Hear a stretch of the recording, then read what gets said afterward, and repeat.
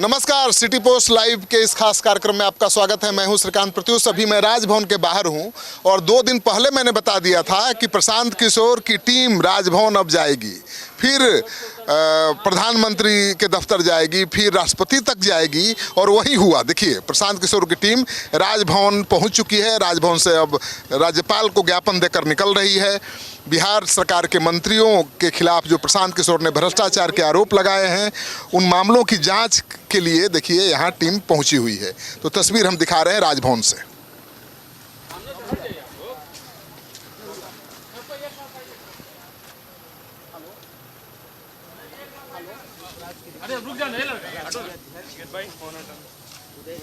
अरे माइक हटा नहीं यार। सर कुछ मेमोरेंडम वगैरह है क्या?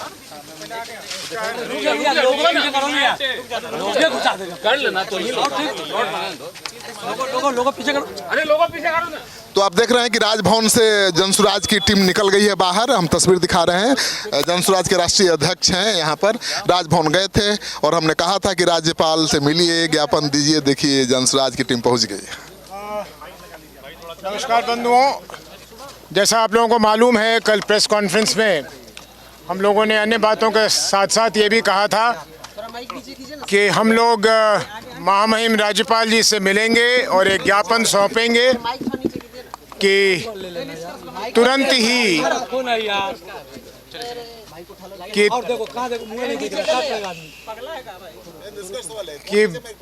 कि बिना विलंब के हमारे महामहिम राज्यपाल जी को हमारे राज्य के उप मुख्यमंत्री श्री सम्राट चौधरी जी पर एक्शन लेना चाहिए, उन्हें बर्खास्त करना चाहिए, क्योंकि जिस संगीन अपराध में वो फंसे हुए थे और जिस गलत ढंग से अपने उम्र को कम दिखाकर वो बाहर निकले हैं, ये हमारे संविधान के लिए एक मजाक बना हुआ है।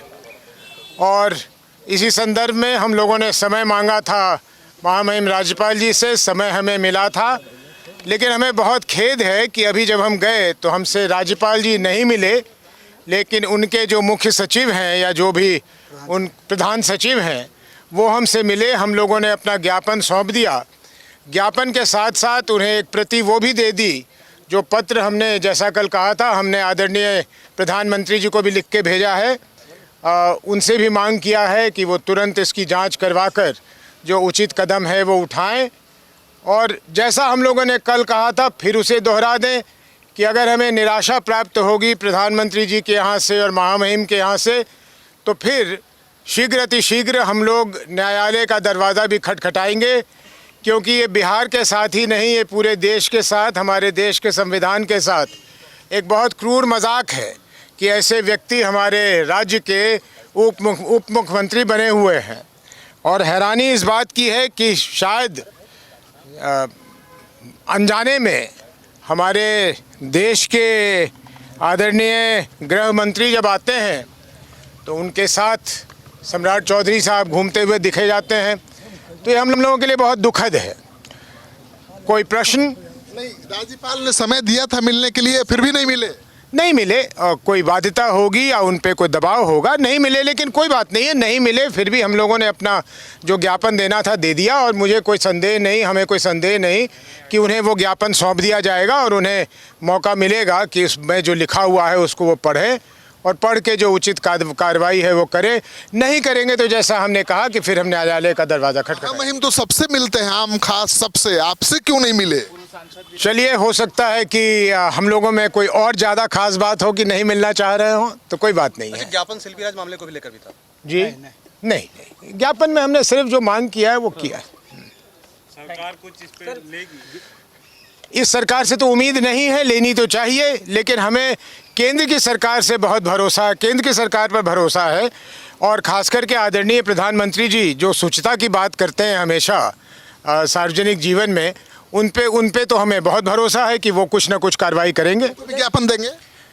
प्रधानमंत्री जी को भेज दिया जी। उदय जी, बीजेपी की ओर से आप एक आज आरोप लगाया गया आपकी उम्र को लेकर। 2004 के लोकसभा चुनाव और 2009 के बीच के जो अंतराल में आपकी उम्र 13 साल।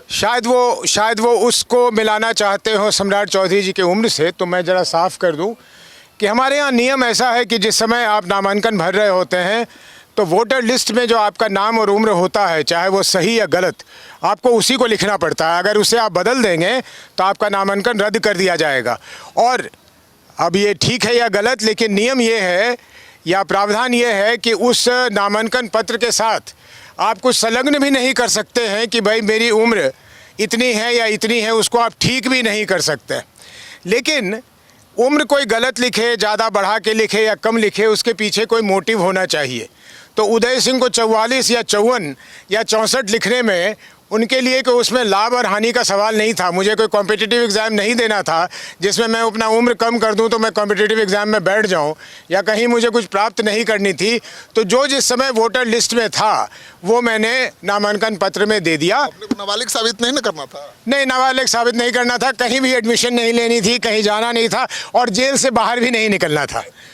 चलिए, थैंक यू। थैंक यू, धन्यवाद। सुन रहे थे जनसुराज के राष्ट्रीय अध्यक्ष को, राज्यपाल को उन्होंने ज्ञापन सौंप दिया है और कह रहे हैं कि भाई हमने ज्ञापन सौंप दिया है, अगर कार्रवाई नहीं होगी तो हम लोग सीधे कोर्ट जाएंगे। तो जनसुराज ने मोर्चा खोला है बिहार सरकार के कई मंत्रियों के खिलाफ। और आज जनसुराज के राष्ट्रीय अध्यक्ष उदय सिंह मिले हैं, राजभवन आए थे राज्यपाल से मिलने, लेकिन राज्यपाल मिले नहीं। समय दिया था लेकिन मिले नहीं, तो प्रधान सचिव से ही मिलकर इनको लौटना पड़ा। प्रधान सचिव को ज्ञापन सौंप दिया है और कहा है कि अगर कार्रवाई नहीं हुई, मंत्री को बर्खास्त नहीं किया गया, और प्रधानमंत्री कार्यालय को भी लिख चुके हैं, अगर वहाँ से भी कोई कार्रवाई नहीं हुई तो अब अंतिम रास्ता है कोर्ट का। तो कोर्ट भी जनसुराज सम्राट चौधरी के खिलाफ जाने की तैयारी में है। तो अब मुश्किल बढ़ सकती है। देखिए तस्वीर मैं दिखा रहा हूँ राजभवन के बाहर, जहाँ पर जनसुराज के लोग खड़े हैं और खुद राष्ट्रीय अध्यक्ष उदय सिंह यहाँ पर पहुँचे हुए हैं। तो उदय सिंह ने बड़ा खुलासा किया है और उन्होंने कहा है कि भाई बड़े बड़े आरोप हैं और प्रमाणित आरोप हैं। और उन्होंने ये भी सवाल उठाया है कि एक हत्या के आरोपी के साथ कैसे देश के गृह मंत्री अमित शाह घूम सकते हैं। उन्होंने कहा कि अभी भी उनको केंद्र सरकार पर, खासतौर पर पीएम मोदी पर भरोसा है कि वो ज़रूर कार्रवाई करेंगे। अमित शाह के बारे में कहा कि शायद वो अनजान है सम्राट चौधरी के क्राइम रिकॉर्ड से, इसलिए साथ लेकर घूमते हैं। तो उन्हें उम्मीद है कि जब जान जाएंगे तो एक्शन लेंगे। अब देखना ये है कि भाई राजभवन तो ज्ञापन सौंप दिया है, प्रधानमंत्री कार्यालय भी भेज दिया है, अब क्या कार्रवाई होती है। अगर नहीं होगी तो जनसुराज कोर्ट का सहारा लेगा। इस वीडियो को खूब शेयर करिए। अगर आपने अब तक हमारा चैनल सब्सक्राइब नहीं किया है तो कर लीजिए। आपके सहयोग समर्थन हमारे लिए बहुत मायने रखता है।